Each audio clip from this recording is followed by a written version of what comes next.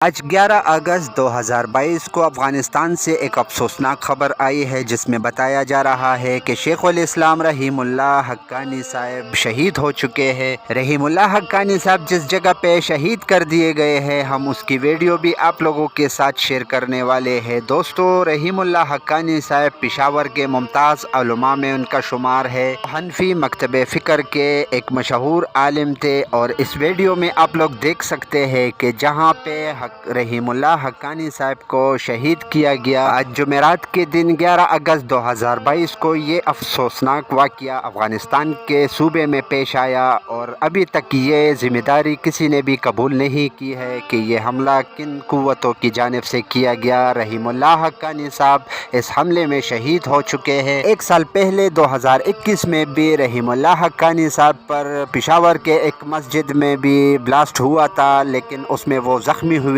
تھے، اور اس حملے میں وہ شہید ہو چکے ہیں۔ اس سے متعلق جو بھی اپڈیٹ آئے گی ہم اسی چینل پہ اپڈیٹ کریں گے۔ یقیناً اس واقعے پہ جتنا بھی افسوس کیا جائے کم ہوگا۔ ہم اس کی شدید مذمت کرتے ہیں۔ نئی اپڈیٹ کے لیے ہمارے چینل کے ساتھ رہیے۔ بہت شکریہ۔